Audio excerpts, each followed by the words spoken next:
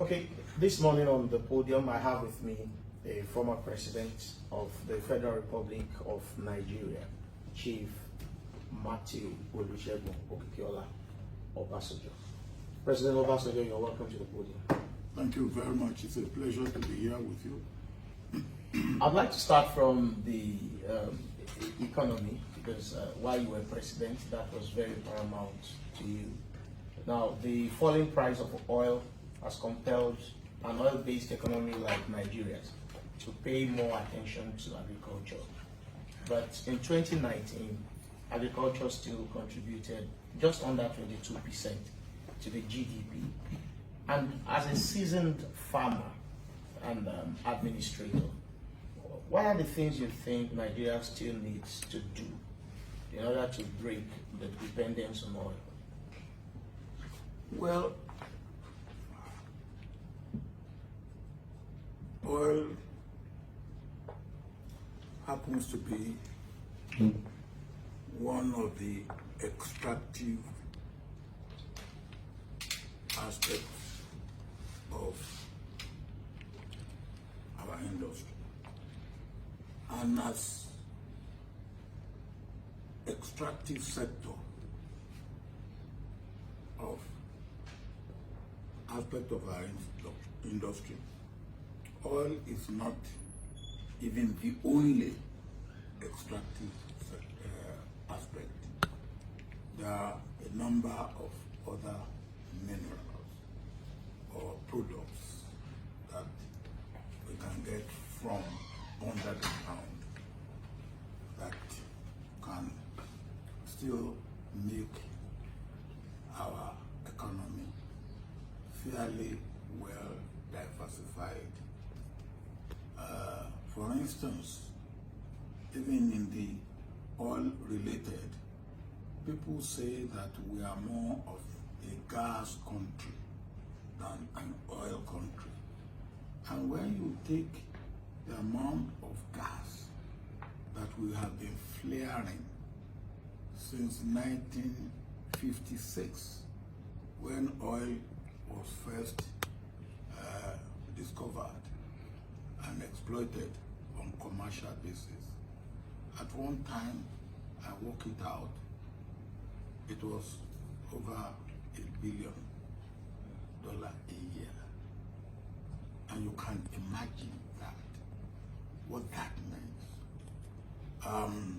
Even if that alone is preserved or is explored and exploited and utilized either as a domestic means of energy or exported, you can see what impact that will have on our economy. That is even oil related, not to talk of other minerals. And that is all on the extractive industry. But for me, and you touch on that, I believe the most important aspect of the aspect of what should be our economy is agribusiness. And when I talk of agribusiness, I'm not talking of agriculture, because we have got that wrong in the past when we take agriculture as a development program. And I tell you the difference between agriculture as a business and agriculture as a development program. When you take something as a development program, you only pay attention to it when there are resources. When you take something as a business, you always make sure that it continues as a business. Agriculture must be taken as a business. And if you are taking agriculture as a business, first of all, you don't go into a business without thinking it through. You have to think it through, and you have to make sure that at every stage, I was talking to some people the other day, I said, look, there are about 7 important things that you take care of in any business. The idea comes, the planning, the preparation, the execution, the assessment as you go along, and then the adjustment also as you go along. Now, that must be the way you take agriculture and as a business. And then I'm talking of agriculture, the whole value chain, from equipment that you use for land preparation up to and including food on the table. That's the whole value chain. My dear brother Sheung, you now can see what that means. From land clearing, land preparation, through what to plant, the type of seed, the hybrid seed, those who will provide it, the input, other inputs, chemicals, herbicides, and fertilizer, up to harvesting, processing, marketing, transporting, storage, and up to the market, and then food on the table. Now that will be gigantic, because you talk of agriculture contributing 22%, but when you add value to agriculture, which will be the basis of our manufacturing, the basis of our industrialization, then you are not just talking of 22%. You can get more. We are talking of 70%. Now, when you turn maize or cassava to starch, and from starch you turn it to glucose, then you are talking of other different matter altogether. So agriculture to me is not the issue, it's agribusiness, and which also include agro-industry, which is one aspect of the old body itself. the old body. Okay, so now, having looked at the explanation you gave about the process we need to go through, now where Nigeria is today, if I may ask, how long do you think is likely to take Nigeria before we get to that point where agriculture accounts for 70%? When people like you join agribusiness, then we will get there. Okay, President. Now it's easy. You wearing what you are wearing now and talking to me. Don't go and get your hand dirty out there. Go and get your hand dirty. But then, the question is, what about the creation of an enabling environment for those interested in agriculture to thrive? The enabling environment for you? The government. Now, when you went to school, who created the enabling environment for you? Tell me, when you went to school, who created the enabling environment for you? But what? Answer me that one. Okay, it was a combination of me and the government. In my own case, I didn't go to government school. It was the combination of my parents and the mission and myself. And that was got me through from primary school to secondary school. I went to an Anglican primary school. I went to a Baptist primary school, and I finished in a Baptist secondary school. Well, who created the enablement? Your parents. God, my parents, and the mission, and myself. But what is the role of the government in this? Now, we no longer have the mission like you had it in your days. We still have. Yeah. We have private sector. In my day, there were no private sector. That's what the role that mission played. But in agriculture, the government is the biggest player. Looking at how government is a bad producer. Government should just provide the enabling environment, and the enabling environment is government policy must be consistent. See, nothing kills any business like inconsistency in policy. This year you buy and you stop importation of or dumping. Next year you open up and they can dump into Nigeria. So all that farmers has hoped for, the hope of the farmer is shattered. And then next year you say the farmer should go on. Farmers are no fools. They are no fools. And they are not Father Christmas either. Father Christmas comes with a bag of presents and dishes it out. The farmers don't have bags of presents. They are entrepreneurs. They take risk. But they are not foolhardy. They take calculated risk that if all these go well, then they will get something. And then you, as government, you dampen their enthusiasm, you dampen their desire by not maintaining consistency and continuity. Now, anybody who wants to invest does a little bit of calculation. Okay, if I put 10 and I put this and I do this, all being well, I will get 12. Now, so if he does all that and it's not the weather, which is an act of God, but it is the government that takes right, wrong action.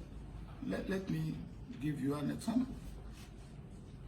In 1979, 41 years ago, we were about to be self-sufficient in rice production. About June, July in 1979, about 2 months before we left government, we have been promoting rice production. And I asked the Director of Agriculture at the federal level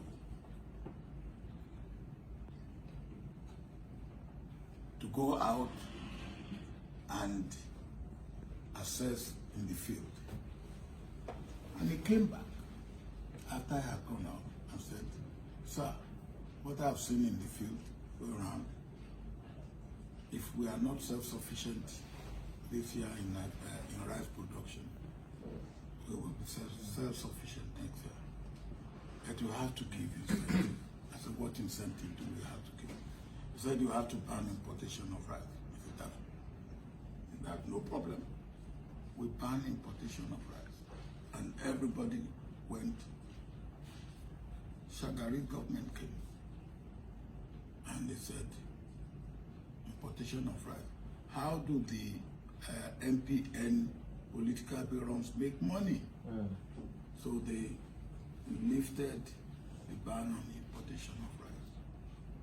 And I give you a typical example, and this is a true story.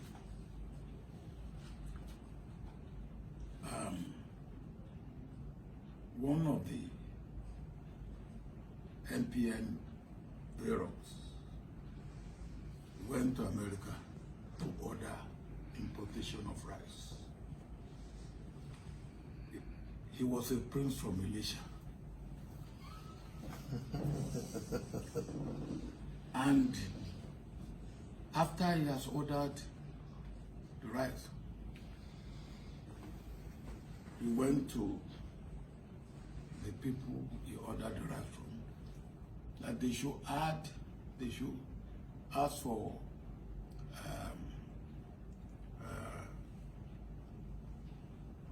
what do you call it? Advance payment. Advance payment. No, not advance payment. He changed the price. Invoice. And they said they should add 5 million. That the price of rice has. So that's what invoicing. Yes. So, and the people said, well, Prince, you want us to do this? He said, yes, you will be paid. And he did.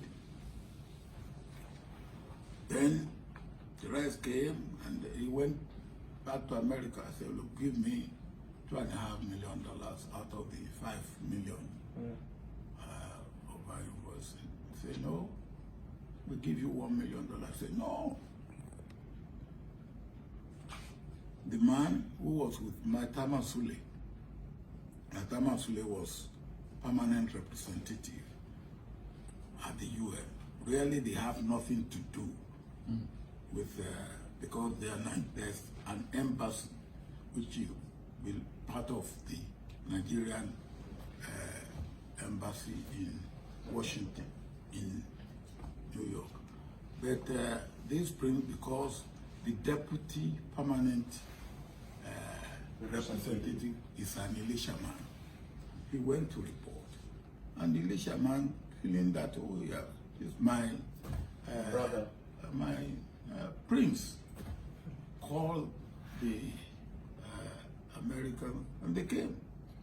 And then the ambassador, the deputy permanent representative, now, we will not tolerate anybody cheating Nigerians. And after they have said all that, they look at him and say, Mr. Ambassador, we are not cheating anybody. Now this is the story. Prince came and asked for invoice. We gave him genuine invoice. After the orders have been placed, said we should add $5 million. We took a risk because with that we might not have even been paid our for the commodity.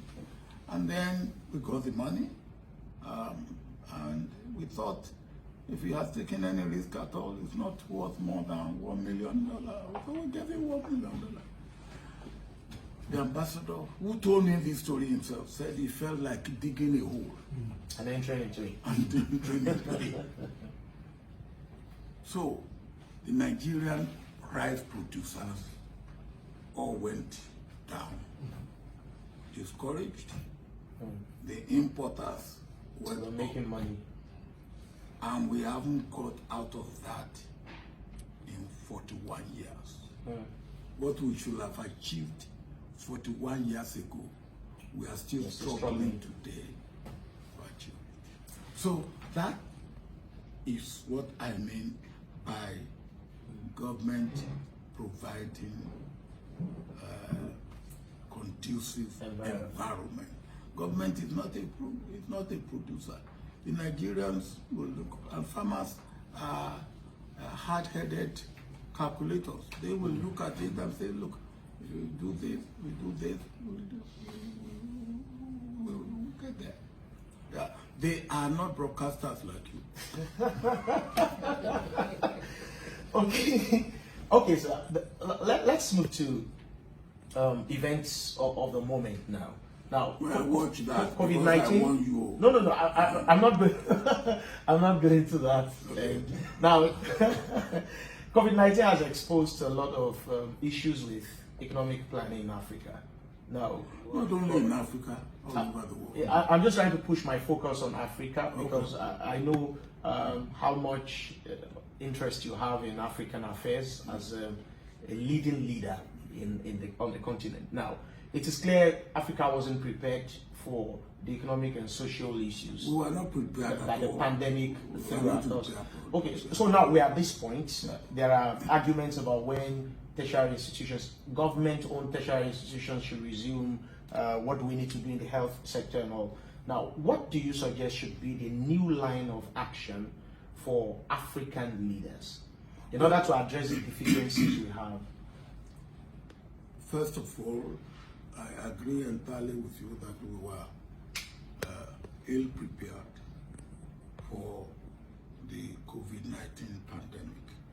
We were not prepared for it. And our health service infrastructure system very, very weak. I believe one thing that was a saving grace for us was that it did not strike here first like Ebola. It struck. Remember that, and so we were able, on a serious note, to learn a few lessons from what happened and what measures others were able to take.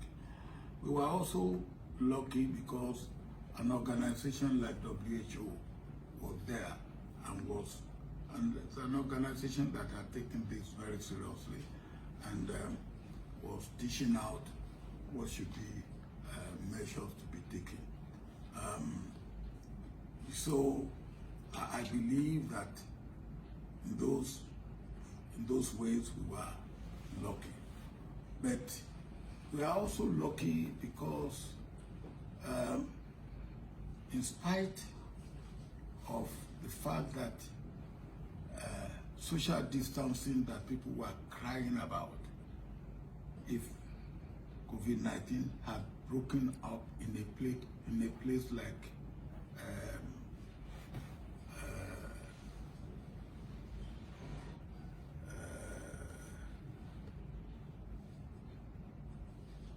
not so really.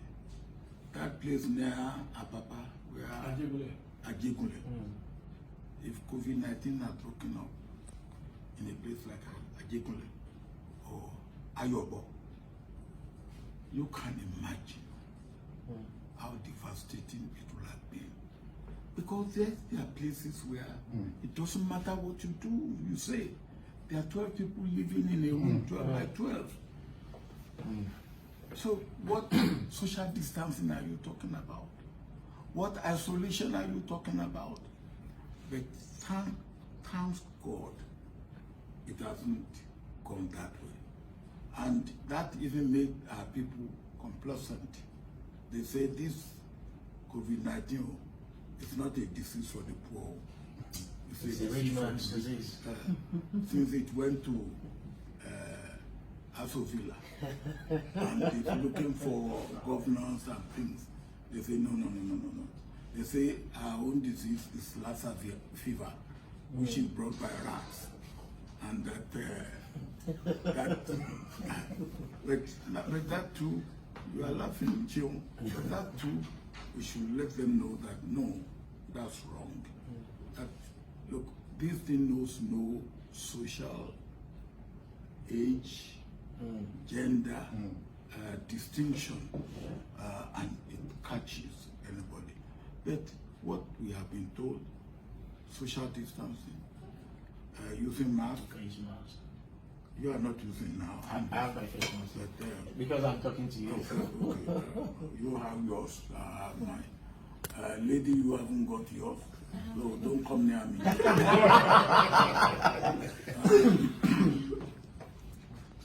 But on serious note, they have laid out what we should do, those things we should do. Now, I believe that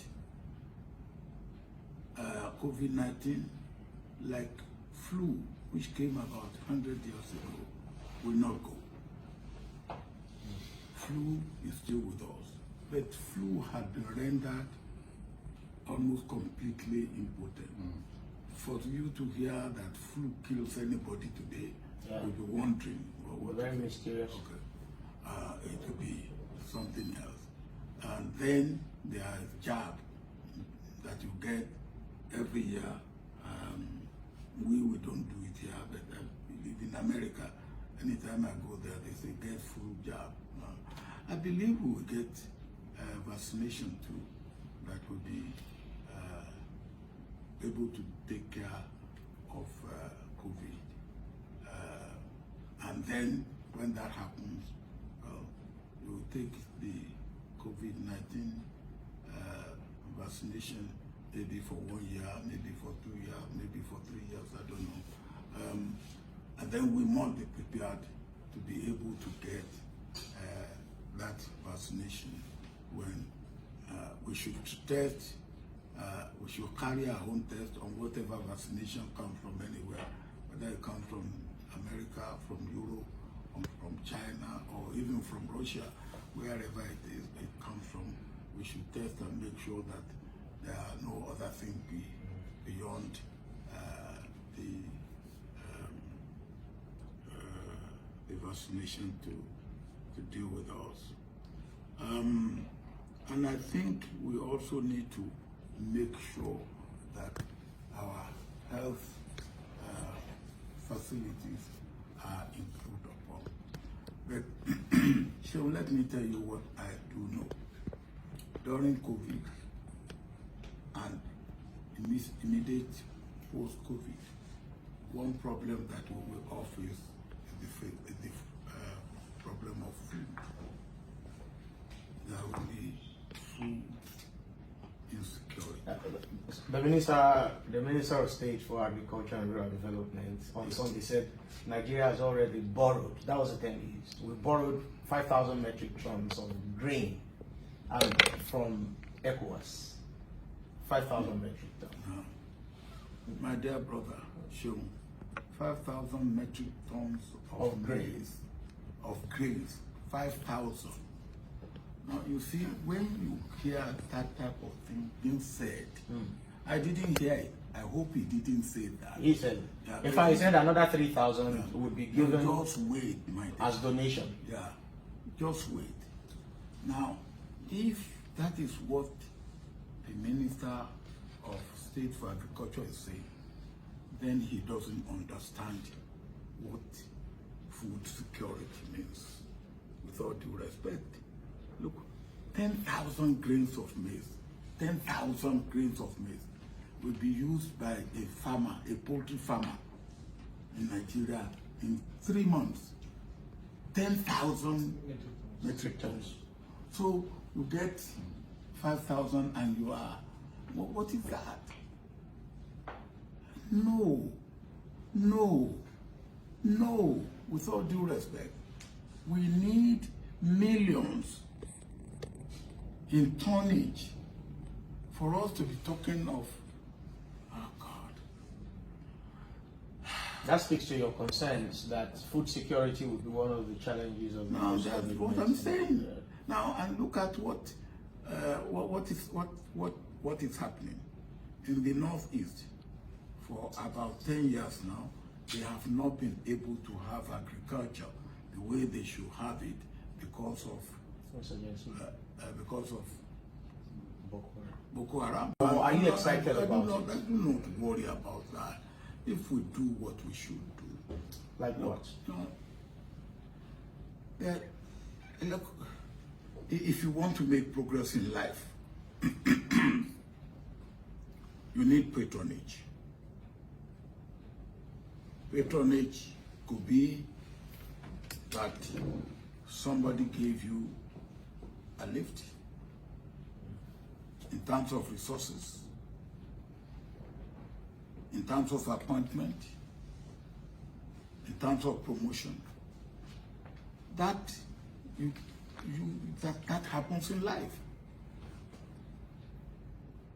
If I have not been appointed as a commander in the field during the Civil War, maybe I would not have been known as I was known as a result of God making it my lot to end this Nigerian Civil War. Now, that meant that somebody appointed me commander. General Gawan appointed me a commander when the situation demanded that he should look for somebody to go to the war front. All right. Well, when I was appointed, again, it became incumbent on me to perform as I should perform. But I couldn't appoint myself. So you have that everywhere. In everything. You are able to talk to me and interview me today because somebody has appointed you to the position you are in somebody's organization. Abina, you own the organization? No, sir. So the point that must be appreciated and understood, so that we have to deal with people. Now, the Americans, when I go there, they will say to me, "Oh, how are your new colonial masters doing?" And I say, "Who are my colonial masters?" Referring to China. They say, "Oh, the Chinese." I say, "Oh, yes, they aren't doing too badly. But if they are my colonial master, why are they not America's colonial master?" Depending on the amount of American treasury bills that China is holding. Why are they not America's colonial master? And we have seen it now. When Trump says this, China says this. So, what I am saying is that I don't feel that we should unduly worry. Look, what the Chinese are doing in Africa, if America had their way, they will do the same. And at one time they did the same.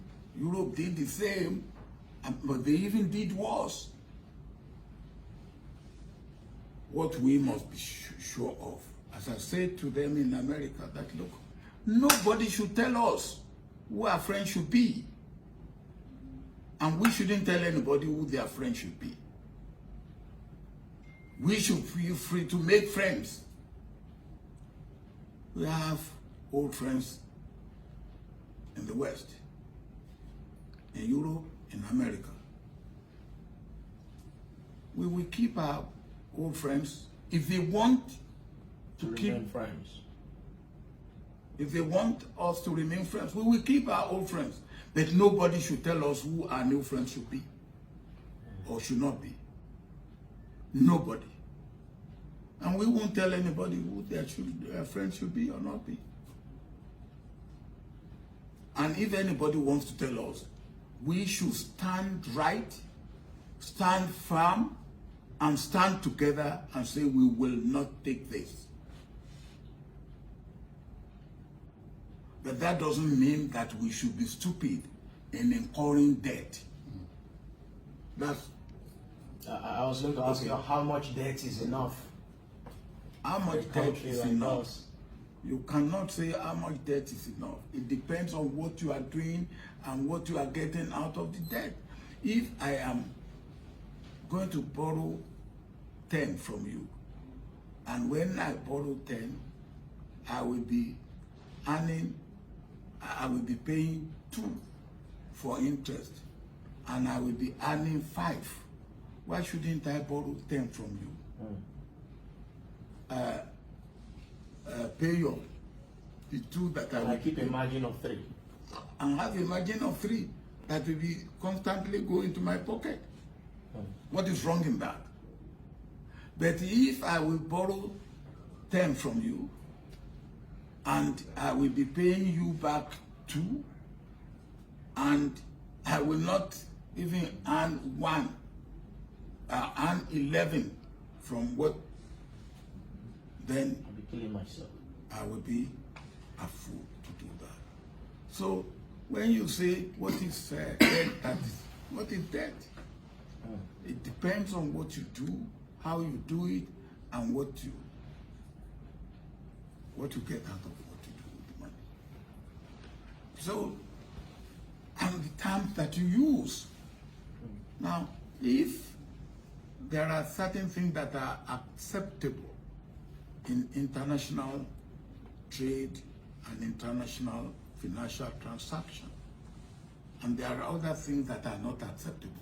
If anybody wants to give us things that are not acceptable, we should not accept it.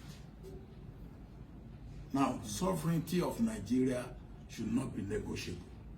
Sovereignty of Nigeria, either in debt or in anything, sovereignty of Nigeria should not be put at any risk. That, I believe, should not be. Okay, recently you mobilized about 14 other former presidents in Africa to defend, if I may say, or to speak up for Mr. Akinwumi Adesina of the African Development Bank. And your letter sent a lot of shivers down the spines of interested persons or systems around the world. Were you motivated by the need to defend in Nigerian, or it was the Pan-Africanism in you that made you go for that? You see again that look, today or yesterday it was Adesina. But Adesina was just a symbol. The issue was, to me, Africa Development Bank. Africa Development Bank was set up by Africans. When I was military head of state, we did not allow any outsider to even participate. Non-African government were not equity holders in Africa Development Bank because it was, but well, they were persuaded later, but it was meant for Africa. Africa Development Bank. You can come, you can have equity participation, but it not be controlled by Africa. It's for Africa, and so when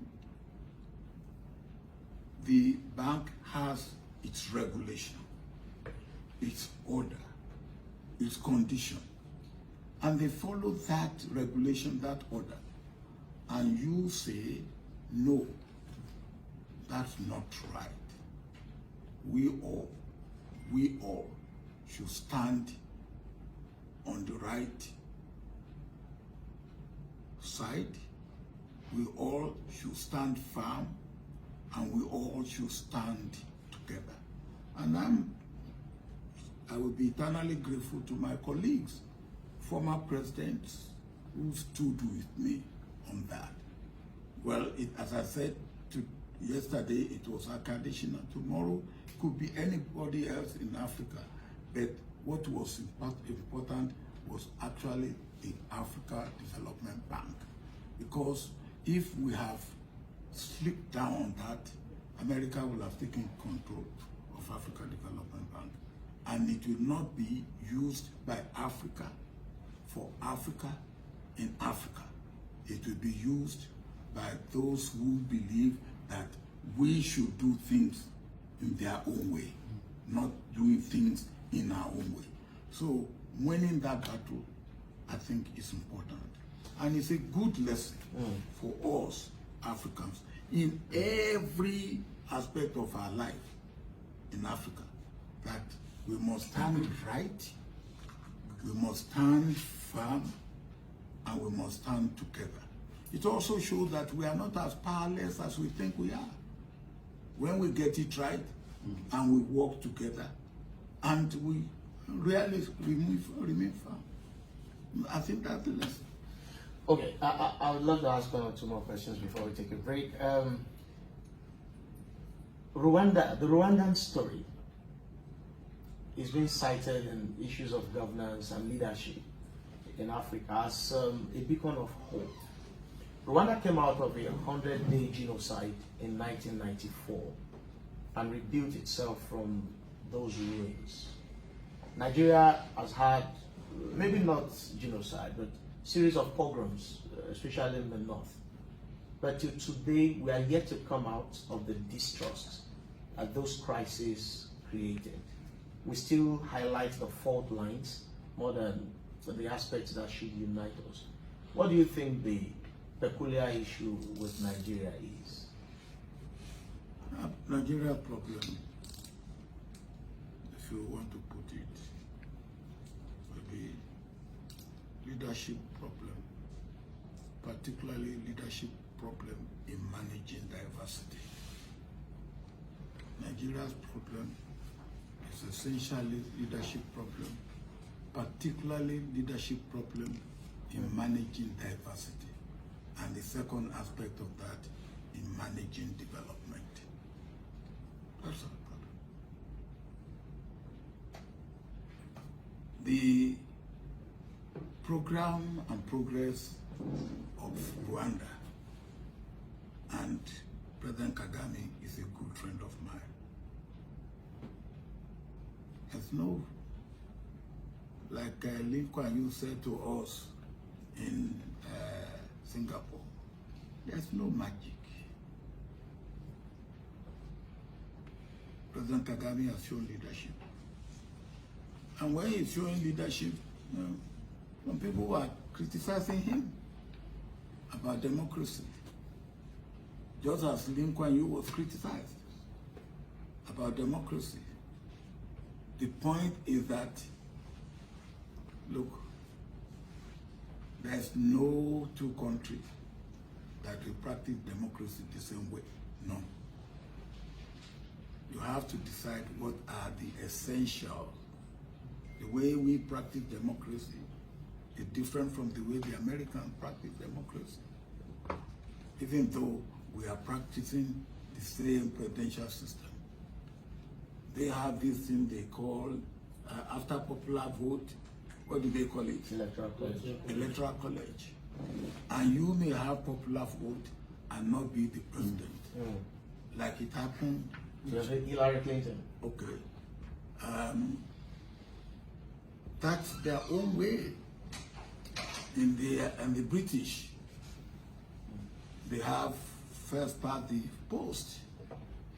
I remember there was a year the total number of votes cast for Labour was less than the total number of votes cast for Conservatives. And Labour has more members of parliament, so Labour form government. That's the way they they practice their own. Provided your election is free, fair, and credible. Whatever way you decide to go about it. So, President Kagame shows leadership. He was very clear on development, and he decided how to manage his diversity, the diversity of Tutsi and Hutu. Well, he is lucky. He has two basic tribes. We here, we have, I don't know, some people said 350. Some people said it's more than 350. But whatever the number, diversity is the way of God. And you not knowing how to manage diversity is the greatest crime that any leader can commit in a various, national, multi-religious, diverse country like Nigeria. And until we get that right, we aren't going to go far. You love Lee Kuan Yew. That was why I smiled when you mentioned I love him. him. You have made reference was a good friend of on mine. several occasions. And then mentioning Paul Kagame. Yeah. And political observers, or let me say leadership observers, since you want us to avoid the word politics now. Leadership observers have put President Paul Kagame, Lee Kuan Yew, the likes of Franz Albert Rene of Seychelles, in a group that they call benevolent dictators. Now, they said there are people who allow regulated expression of human rights for the greater good. What is human rights? Would you push, and that is what I want to ask, sir, do you agree that Nigeria, since this is home, needs a benevolent dictator in the mode of a Paul Kagame, Lee Kuan Yew? I don't see Paul Kagame as a benevolent dictator. I see him as a leader who understands his country and who understands the world he lives in and who knows where he wants to go and who have decided to go that way. But there are allegations of suppression. Well, I don't go rights. by allegations, I go by what I see. And I know Rwanda very well, and I know Kagame very well. You go by allegation, I don't go by allegation. I go by what is the reality on the ground. if you are leader of a country where the international community fold their hands and almost 1 million of the people of your country are slaughtered, and you come back and become the leader of that country, I wonder how much leeway you will give for a repeat performance of the genocide that took place in Rwanda. And the same international community that are talking of benevolent dictatorship in Rwanda, they will all fold their hands when that was going on. And you join them and you talk of allegation. Allegation court. One more question. Allegation court. Thank you, sir.